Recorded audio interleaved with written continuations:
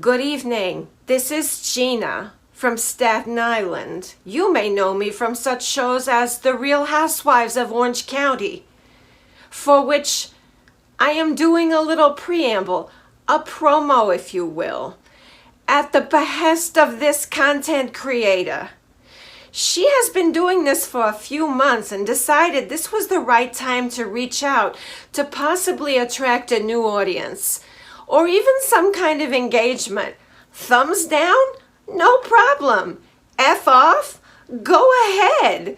Just give her a little bit of engagement. So here's the deal. For those of you who are young and hip, or for example, fabulous and gay, think of this content creator as the Bianca Del Rio of the recap world. She's a bitch. She's nasty, but she has a heart of gold. Also, with her considerable age comes a lot of really interesting life experiences. So when she talks about, for example, 90 Day Fiancé the other way, she's been to all those countries. She was born and raised where? In Orange County, in the OC. She has lived where? Miami, New York, France, England, Africa, for real, India. She's lived all over the world. But most importantly, she would like to reach out to you to draw you in. Give her a like. Give her a thumbs down. Subscribe. Block her. Just let her know that you are out there. The reason why she asked me, Gina from Staten Island, to promote this video for her is because she considers the following recap of The Real Housewives of Orange County, Season 15, Episode 6, The Vow Renewal. She considers this to be her Citizen Kane. I don't know why. Maybe she had just the right amount of red wine or something, but this is definitely the best content she has ever created, and she would love to share it with you out there, preferably for more than 30 seconds, because thousands of you are tuning in, but you're not really sticking around, if you know what I mean. Anyway, that's all for now. If you do her the honor of watching the video and you want to see her masterpiece, that is the culmination of 4 whole months of making YouTube videos, please do continue and tell her Gina sent you. Elizabeth really wants to help Braunwyn because of all the situations in her family, with her father being an alcoholic, with her sister being a heroin addict. She has that kind of I want to rescue everybody impulse. And I would say, Elizabeth, be careful, because that can turn on you. Just be careful, and you're not a professional, so it's not necessarily your job to shepherd her through this. Just be careful. Plus, be careful about trusting Braunwyn. She's a strange fish, as they say. Okay, and the other thing is, most of all, Braunwyn needs to help herself. She needs to learn how to take care of herself. She's already got enabler-in-chief Sean trailing around after her like a little Pekingese dog. Braunwyn is still bitter over Shannon having a different story about whether or not she said Gina's condo was sad and depressing. I'm really sick of this. I hope that this is the last episode where we even have to bring that up, because at this point it's just annoying. Bronwyn is really paranoid. She actually thinks that Shannon deliberately had lots and lots of booze, and especially lots of tequila at her party. Wow, get over yourself. Bronwyn, get over yourself. That's just like, that's weird that you would think that. Okay. Bronwyn says, you know, I'm not fake, I'm so real, because Elizabeth was telling her about how when she had all the private jets and the yachts, that she had this whole group of girlfriends that would go everywhere with her because Elizabeth paid for everything. And that as soon as all of that dried up with the divorce, the friends went away as well. Well, I'm confused because I thought Elizabeth was like, I'm the richest bitch in Newport Beach. So what? I guess she's not as rich as she was, or whatever. All right, but anyway, when Bronwyn says, oh, I'm not fake at all.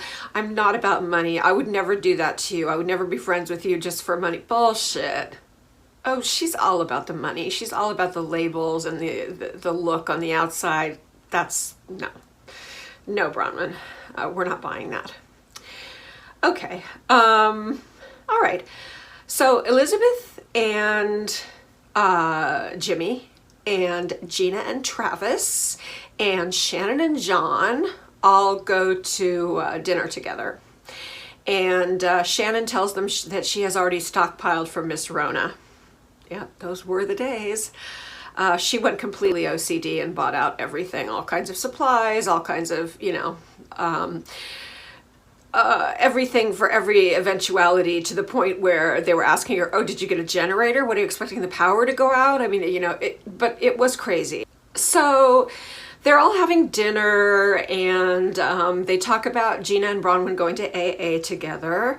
And Gina's like, she really opened up to me. I feel bad for her. I feel bad for her. I feel like, she's really struggling with this. And Shannon is like, no, I'm not moved. No. In fact, she looks pissed. She's like, she hasn't apologized to me. She has not apologized to me. She has not gone back on saying that I said Gina's condo was sad and depressing, which I cannot accept. And she is not owning her stuff. So, now they're all moving to the topic of how Sean is a giant enabler for Braunwyn, which is absolutely true, 100%. Wow. And, Shannon is still just trying to kind of jump back into, she's a liar. She is muy mentirosa. She doesn't tell the truth. She said that I said this and I didn't. And I am a very, very, very honest person. I am una mujer muy sincera. And, she's just really, really, she's a dog with a bone. She's a dog with a bone. All right. Jimmy, Elizabeth's boyfriend, is, I'm not sure what he's bringing to the table, literally. He is much more boring than John, Shannon's boyfriend. John actually has a spark when you sit him next to Jimmy. That's how boring Jimmy is. Who knows what she sees in him? He could be a great guy. I mean, I was going to say he could be a hot lover, but they don't have sex. I'm confused. The relationship is confusing. Okay. Shannon says, I am drinking at the Vow Renewal. I'm on vacation. Vacacion.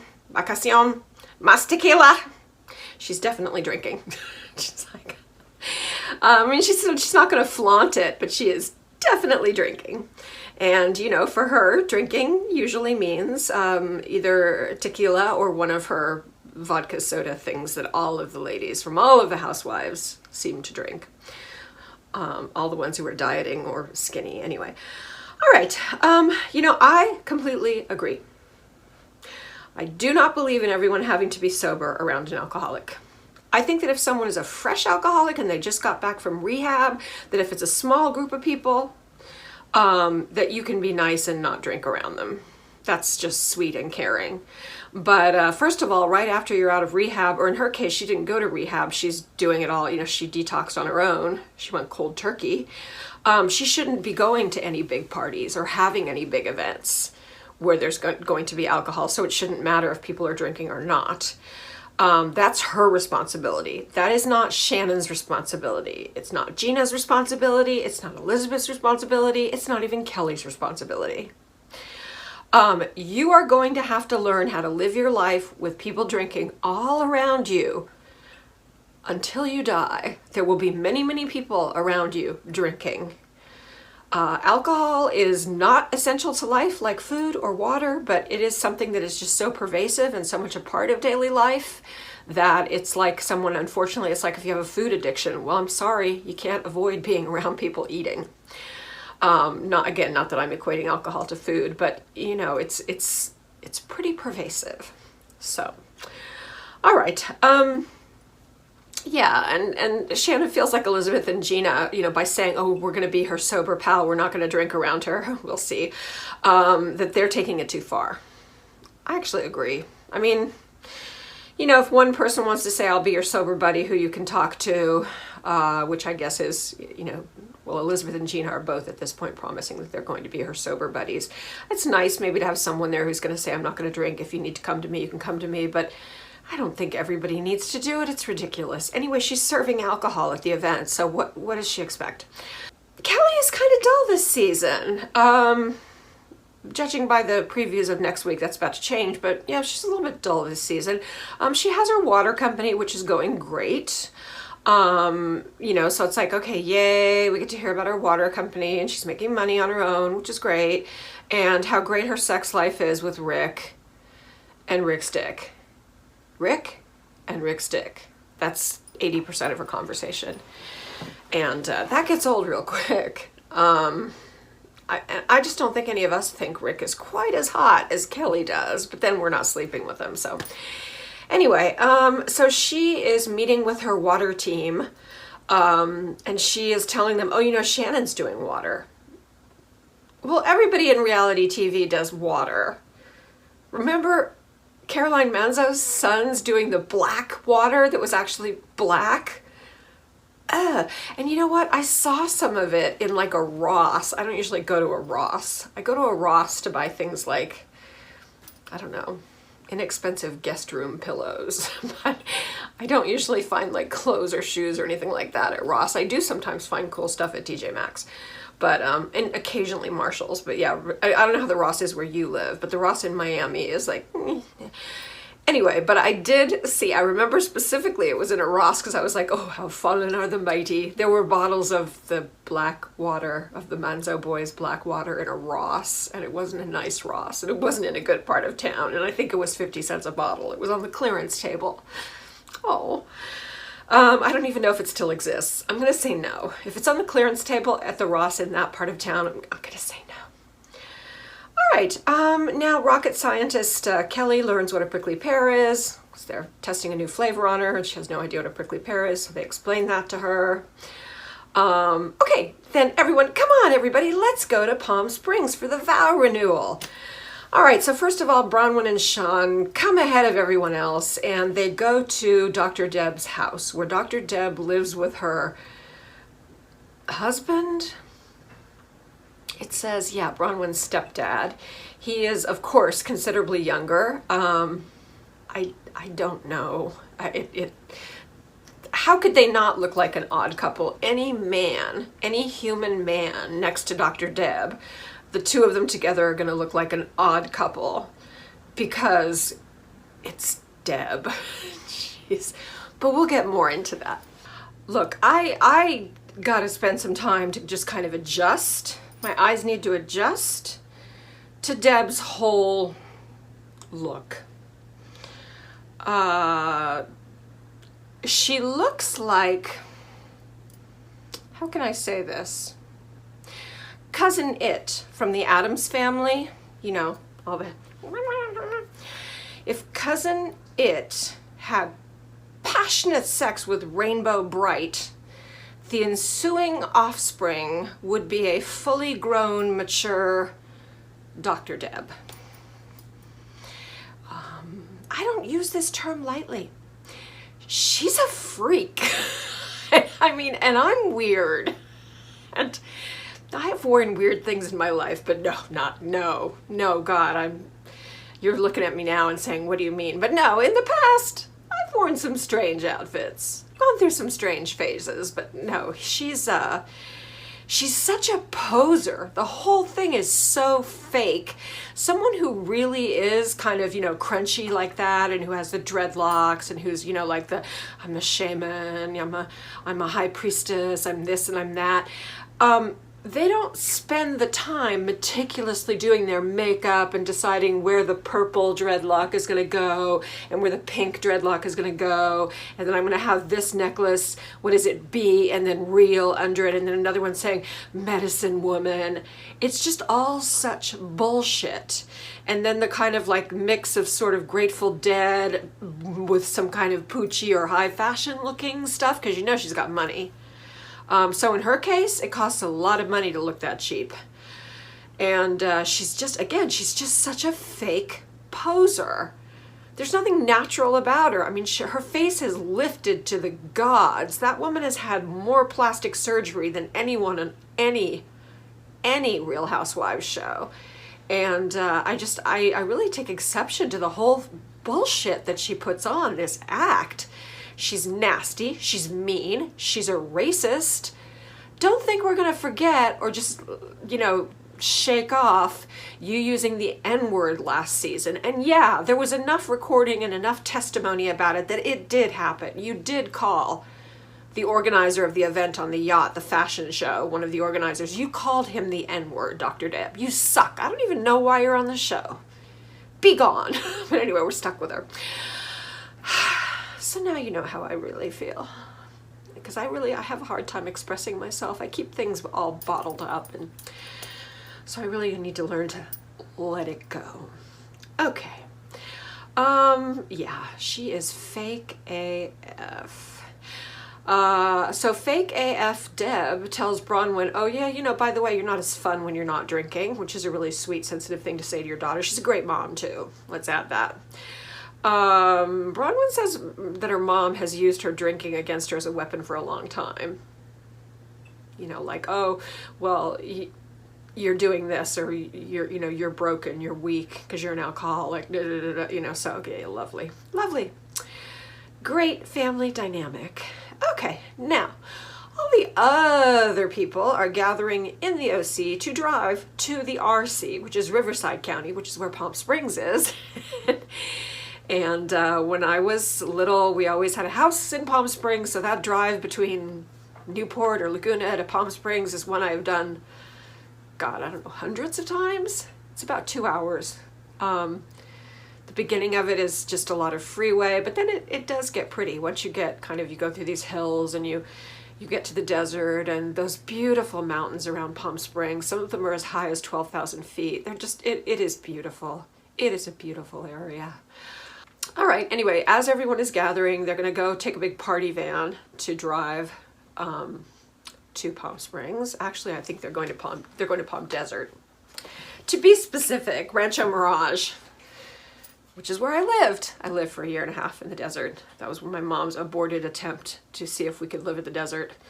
So we spent 2 summers and a school year in Rancho Mirage, and we learned, no, we can't, because it's 122 degrees in the summer.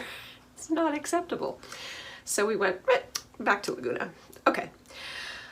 All right, so they're kind of asking, you know, they're gathering together and they're asking, you know, I wonder what is this? I mean, it's their 3rd ceremony. They've had a wedding and this is their 2nd vow renewal. And Shane makes a little dig and he says, I guess every time you have a threesome, you have to renew your vows. Yeah, I see you, Shane. I see you poking your head up. I see you being counted this season. I've got my eye on you. Okay. Now they're going in a party van and Shane's the only guy and yeah, he's having a good time. Okay, I guess Shannon's boyfriend John is driving with all their many kids, their blended family, their Brady Bunch. Okay, the ladies are drinking in the car. Everyone's drinking in the car. They talk about, has anyone else made it 20 years? And Shannon's like, well, I made it 17 years. When they bring up the subject of David, they ask if she's met David's fiance. She of the weird nude photos that he posted. What are those photos? They were supposed to be like loving and embracing and not sexy, but they were just weird, in my opinion. Anyway, so yeah, no, she hasn't met the fiance. She said, I can't co-parent with him because he doesn't really answer the phone. He doesn't want to talk to me. He doesn't want to have anything to do with me. But she does want to be able to discuss with him things about the girls, and she would like to know how this, you know, soon-to-be stepmom is going to be with the girls, but she hasn't really had a chance to observe them together because he's really shutting her out. Okay, Elizabeth, who remember was going to be a sober companion on this trip, or maybe she said just for the party itself, wants a drink. She said, yeah, and then she starts talking about her divorce, and they're making the point that, who is it that says, I don't know if it's Emily or Gina, says, you know, she's not allowed to talk about the divorce, but all she does is talk about the divorce. So, anyway, they find out that there's no tequila at the party because tequila is Braunwyn's trigger. Such bullshit. Then don't have alcohol at your party, or don't have a party with 100 people. You know, do something intimate with your family on the beach instead of this $100,000 joke that you're putting on, which is, anyway, I'm being very judgy tonight.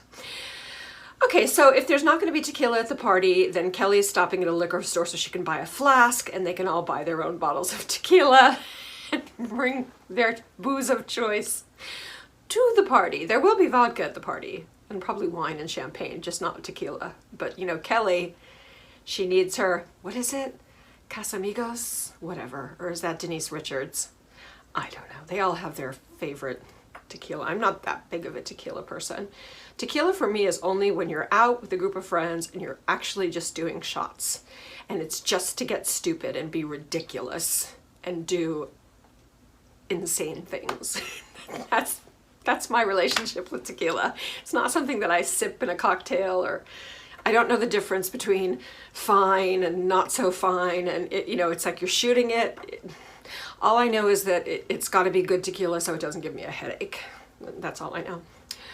Okay, oh geez, all the bridesmaids are flying in, all of her friends are flying in from all over the country. There's a huge team organizing everything.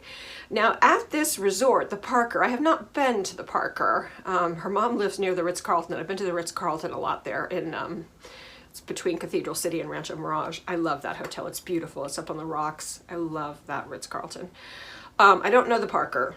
I think it's actually in Palm Desert, which is the next town down the valley, down valley. But all the rooms look exactly the same. Have you noticed how there's the same etching or photo or painting or whatever it is, print behind every master bed in every room? Go back, rewind, and look at each room. There are many, many, many of the identical pieces in each room. Which is fine in a Courtyard by Marriott, but in that kind of hotel, usually, you know, where they have these like bungalows, usually they try and make it a little bit more, you know, special, add some little slightly different touches. But I'm sure it's beautiful, and I'm sure it costs a bloody fortune. Okay, this is kind of cute. Emily and Shane are having... I'm really starting to love Emily and Shane. They're having room service, and she has to open the little bottles. You know, the little bottles you get of Heinz ketchup and mayonnaise and mustard in nice hotels. She has to open the bottles for him. She's got the strong hands. So Gina comes in. Gina brings her tray, her room service tray, and joins them. And Gina tells Emily, God, I think Kelly's really being insensitive about the drinking, don't you? And Emily says, have you met Kelly? Yeah. They're also really confused about Elizabeth and Jimmy. We're all confused about Elizabeth and Jimmy. Yeah, we're okay. Anyway, let's move on to a more interesting subject. Spending all this money on a stupid second vow renewal. This is like $100,000, $150,000 worth of bullshit. It's not even that, I'm sorry, it's not even that nice. It's not, no, why? Why not just like take a hell of a safari and then, you know, rent a house in the Seychelles, and oh my God, I mean, for 1/3 of that money, you could do something amazing, just the two of you. I'm not a big fan of the giant vow renewal. I've done vow renewals, but they've always been small. Okay, and never with big, giant, ivory, poofy, cream puff bride's dresses. No, I think that's so tacky. I've already told you that. You know how I feel.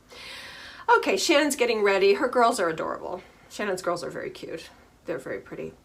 Then we quickly have to review how vow renewals are a curse on the Real Housewives. And of course we go back to Vicky. What's his name? I don't even remember his name. I try not to even remember the name of Vicky Gunvalson, but it's in my head nonetheless. Yeah, that guy that she was married to. And then, of course, Shannon and David Bador. And that's kind of sad looking at that now, because he's saying, I want to spend the next 50 years with you. And it's like, yeah, that lasted a few months. So. All right, now, again, this seems like one of those dramatic moments that is definitely prodded by the producers. Kelly decides that this is a good time while everyone's mingling to confront Shannon about the water. Shannon, why are you doing a water? Water's my thing. Kelly says, you know, water's my bag. It's my thing. And, you know, I'm thinking, first of all, well, you can't patent water, and everyone on reality TV does water, so. However, it turns out that what Shannon is actually doing is, it's a tincture, that's drops. In other words, they're drops that are, you know, it's called lemonade, and it's like lemon and cayenne. It's kind of like that cleanse that people do, the one that makes them look like they're dying. Have you ever had a girlfriend who does the cayenne lemon pepper cleanse fast thing? And they get like that really sunken eyes, and they look, I'm sorry to laugh, but what is it, maple syrup, cayenne pepper, lemon. I've never done anything like that. Yeah, the lemonade thing are drops that you put in water to substitute that lemon cayenne cleanse. And that's like, you know, a powdered thing that you would put into water. These are drops you put into a water. So it's a supplement. In a sense, it's a supplement. It is not a water. She's right, it's not a water. And, okay. Now, of course, the vow renewal is being officiated by Babette, the drag queen, because why not? And because Braunwyn has to tell us, you know, I'm so cool like that. I'm so cool. I have to have a drag queen. She's just, it's all just pose, pose, pose, pose. Ugh. Okay. Well, by the way, Shannon is extremely pissed that Kelly brought up the thing about mistakenly believing that she was doing water. Now Shannon is going to stop obsessing about whether or not she said Gina's condo was sad and depressing, which I don't think she did. And now she's going to start obsessing about how dare Kelly accuse her of trying to have a water brand in competition. All right. So now I'm going to reenact the vows verbatim. Okay. Braunwyn. Bullshit, bullshit, bullshit, bullshit, bullshit, bullshit. And then she gives him a giant immunity idol for his collection. It's the biggest one yet. Huge. Sean. Bullshit, bullshit, bullshit, bullshit. I'm highly in touch with my feminine side. Bullshit. What do you need me to do for you? And here's a birthstone ring. Oh, how original. Oh my God.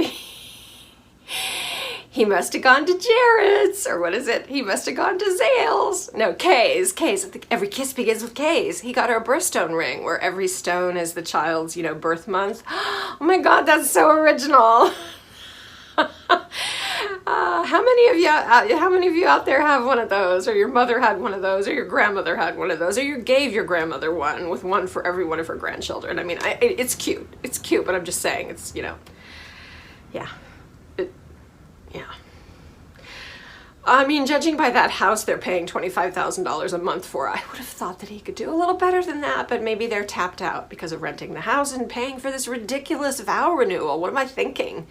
Yeah, probably the rest of their liquid cash has gone to this stupid nonsense bullshit of a whatever it is. Okay, I'm meaner than a snake tonight. Okay, now ick, I'm not done being mean yet. Jacob gets to make an awkward statement that's pretty horrible about how, are you still gonna love mom after she embezzles all your money? And mom, are you still gonna love dad after he, these are his exact words, runs off with a 12-year-old American model? No, not good. Fortunately, the one daughter, Bella, says something really sweet. And Braunwyn is actually, let's be nice for a second. I can be nice for a second. Braunwyn is really happy to be doing this sober for the first time because she was probably really drunk during their wedding. She was super drunk during the first vow renewal, and she's happy to be doing, she's present. She's present this time, and that's nice. That's nice. Okay, Shannon needs to go to Gina and Emily to bitch about Kelly and the water. This is now Shannon's new obsession. Kelly walks up like, what? I heard my name? I heard my name. And things are gonna get mooey ugly. Mooey ugly. And that'll be the beginning of next week. So that was this week's extremely snarky recap. Because Bronwyn and her family are just Please subscribe, like, comment. I'll always get back to you. I love your comments. Thank you. Keep them coming. I appreciate you all so much. And I already said this a couple days ago, but I'm going to say it one more time. Have a very, very happy Thanksgiving. Be very, very careful. And remember, be good, but not too good. And I love you guys. Bye.